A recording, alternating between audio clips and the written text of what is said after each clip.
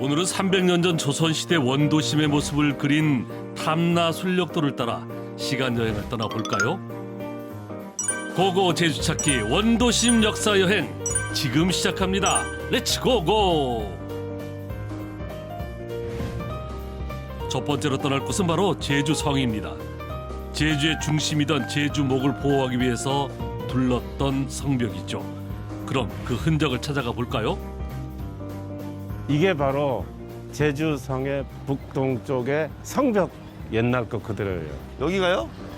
아 그냥 돌담 아니에요? 그냥 돌담은 아니고 성벽입니다. 오호, 그냥 돌담인 줄 알았는데 이 높은 돌담이 바로 제주성의 성벽이었군요.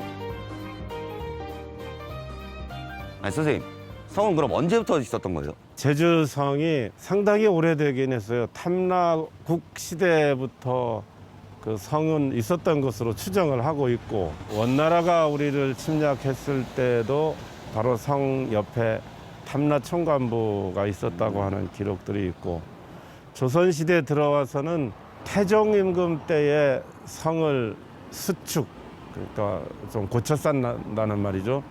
그렇게 했다는 기록들이 있어서 제주성의 역사가 상당히 길죠. 그럼 이 성이라는 거는 다 두르는 거잖아요. 어느 정도 크기가 되는 거예요? 성이 확장되면서 규모는 전체 둘레가 약 3km 정도 돼요. 꽤 큰 거죠. 읍성으로서는 이 정도면 굉장히 큰 겁니다. 그 시절 관아와 민가를 보호하기 위해서 넓게 둘러졌던 제주성. 그 온전한 모습은 탐라 순력도에서 확인할 수 있죠. 넓은 규모의 제주성에는 3개의 출입문이 있었다죠. 먼저 북쪽 바다를 해자로 삼아 서쪽과 남쪽에 출입문을 만들었습니다. 동문은 훗날 동성을 확장하면서 만들었다고 하는데 왜 동성을 확장하게 됐을까요? 1560년대를 기준으로 해서 그 이전에는 제주성의 동쪽 끝이 산지천에 붙어 있었어요. 외구로부터 침입을 받으면서 성 안에 물이 떨어졌던 그런 이제 경험이 있어서 물을 성 안에 둬야 되겠다 하면서 직수원인 그 금산물, 산지물 이런 것들을 성 안으로 집어넣게 이제 만들려고 하다 보니까 성이 확장된 것이고 지금 여기까지로 넓힌 거죠. 그러니까 지금 성벽 흔적이 남아있다 하는 것들은 1560년대 이후의 성을 말하는 거예요. 산지천이 성 안으로 들어온 다음 네, 그때 그러니까 그 다음에 성의 흔적이 지금의 흔적인 그렇죠. 거죠. 그러니까 남수구, 북수구 하는 것도 그때 생긴 것으로 봐야 되죠. 아하, 이때 남쪽과 북쪽에 물길을 만들게 된 거군요. 산지천을 통행하기 위해서 수구 위에 다리도 만들었습니다. 그게 바로 이 홍해교죠. 성안 사람들의 주요 식수이던 산지천은 1960년대까지 제주 사람들의 생활용수로 쓰였습니다. 오랜 세월 산지천은 제주 사람들에게는 없어서는 안 될 존재였죠. 이후에 산지천이 복원되며 지금의 탐라문화광장이 된 산지천, 또 다른 역사를 이어가고 있습니다. 산지천의 물길을 따라 다음 여행지로 떠나볼까요? 바로 남수구에 있던 제주 성지입니다. 극히 일부지만 복원된 제주성을 볼 수 있는 곳이죠. 그 시절 이 자리에 있던 성곽 사진이 남아 있는데요. 이렇게 보니 꽤 비슷하죠. 당시 성곽의 모습을 따라 축조했다고 전해지는데요. 제주성의 위엄을 느낄 수 있는 소중한 공간입니다. 서울 가면 서울 성벽 투어가 있잖아요.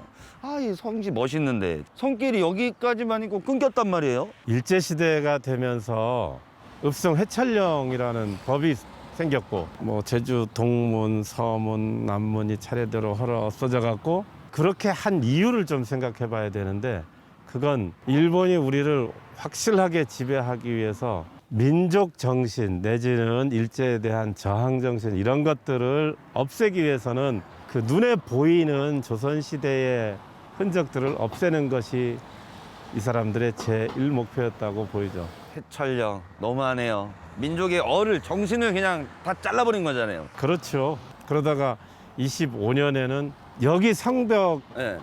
허물어서 그 돌을 동부도 서부도 방파제 만드는데 갖다 써버렸거든요. 이런 이유로 제주성이 거의 사라진 거였군요. 민족 말살의 목적으로 제주성을 훼손했던 일본.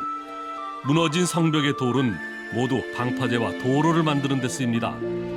제주의 중심을 지키던 제주성의 흔적은 일부만 남아 명맥을 이어가고 있죠. 많이 걸었으니 좀 쉬어갈 차례겠죠? 제주 성지 근처에 있는 제2각으로 가봅니다.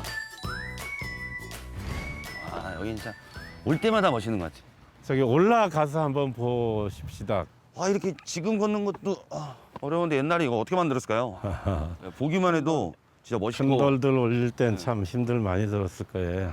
웅장합니다. 웅장해. 와. 와, 제주에 이런 곳이 있었군요. 성벽 위에 세워진 이 정자가 바로 제2각입니다. 잠깐 쉬었다 가기 좋은 정자 같죠? 제2각은 남수구와 성곽이 생기면서 적을 감시하기 위해서 세운 정자라고 전해집니다. 제2각 할 때 제2는 제1, 제2인가? 이건 확실하게 알고 있습니다. 이 제2 할 때 그 제2예요. 아, 정답이에요. 정확하게 말씀하셨어요. 적을 제압한다는 뜻이죠. 오랑캐를 제압한다. 누각을 만들 정도면은 그때 왜구가 엄청 많이 들어오긴 했나 봐요. 1552년에 천미포회란이 있었어요. 3년 후에 을묘 외변. 1592년에는 조선 전체가 전쟁에 휘말렸죠. 임진왜란. 곧 이어서 정유재란. 제2각을 지은 시기가 1599년.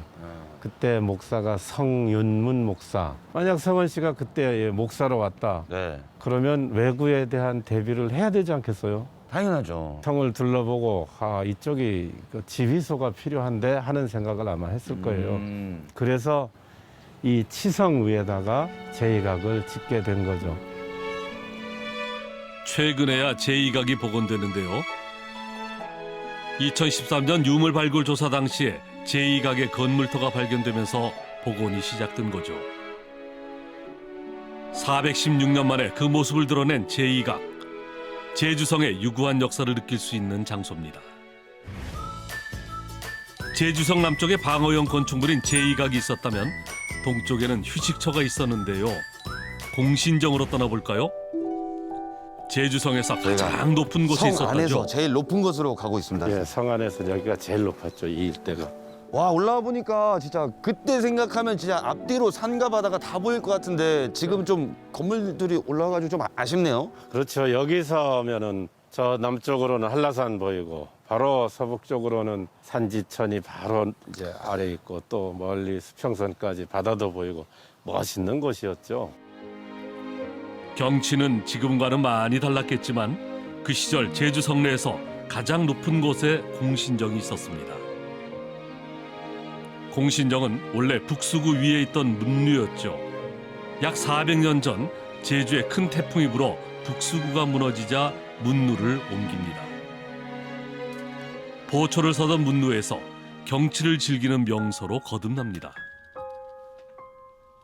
바로 이 자리가 공신정 터인데 네. 여기 안내판도 붙여놨군요. 설명이 딱 돼 있네요. 제주 기상청 앞 공터가 공신정이 있던 곳입니다.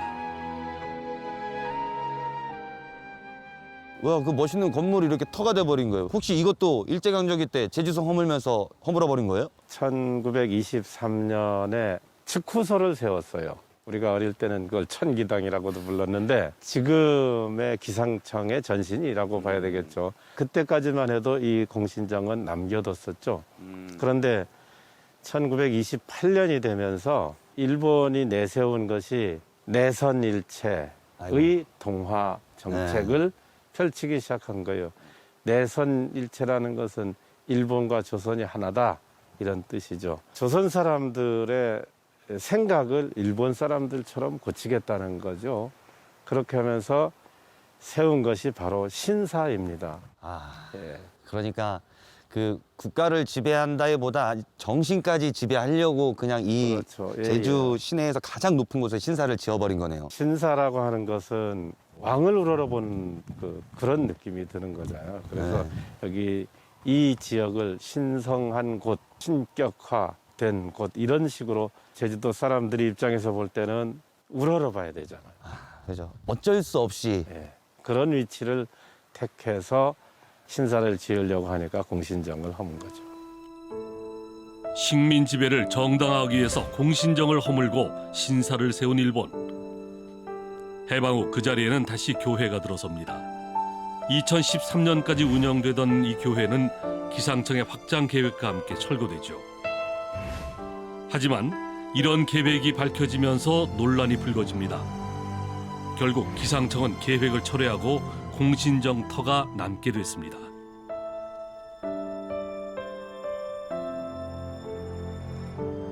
공신정의 주춧돌도 남아있는데요. 지금은 많이 사라지고 단 6기만 남아 공신정의 의미를 전해지고 있습니다. 원도심 역사여행 마지막 여행지는 바로 제주목 관아입니다. 제주의 모든 역사가 응축된 공간. 제주목 관아는 고려시대부터 조선시대까지 이어지며 제주 행정의 중심지였습니다.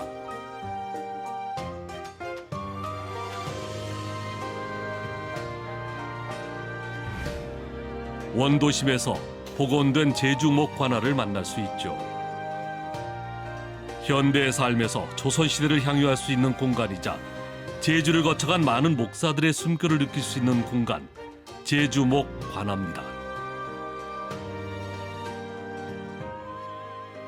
목관아에 들어왔으니까 제가 잠시 다녀올 때가 있습니다. 알겠습니다. 잠시만 기다리죠. 기다려 주십시오. 예.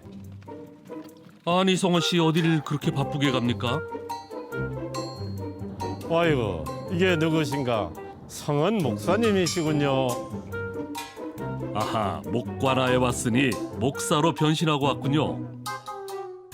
조선시대 유일의 마스크 쓴 목사님을 만나게 돼서 반갑습니다. 네, 가시지요. 예. 어허. 우리 목관아가 아주 멋있게 복원이 됐잖아요. 그렇죠. 진짜 예전 모습은 못 봤지만 이렇게 멋있게 정교하게 복원이 될 수 있었을까요? 가장 중요한 근거 자료는 네. 탐나술력도입니다. 아. 그것은 그림으로 그려놓은 것이기 때문에 당시 이 제주 목관아에 어떠어떠한 건물들이 있었는지가 다 그려져 있어요. 애매할 수 있었던 기록이 그림으로 정확히 표현돼 있었던 거네요. 그렇죠. 탐나술력도 덕분에 지금 우리가 목관아를 볼 수 있는 거군요. 그럼 목관아에는 어떤 곳들이 있는지 살펴볼까요? 먼저 목사가 제주로 부임하면 제일 먼저 올랐던 망경루입니다. 목관아에서 유일한 2층 건물로 외구를 감시하던 곳이죠. 목사가 집무하던 곳은 연희각입니다. 목사들은 이곳에서 업무를 보고 건너편 귤림당에서 휴식을 취했다고 전해집니다. 목사가 가장 오래 머무르던 공간입니다.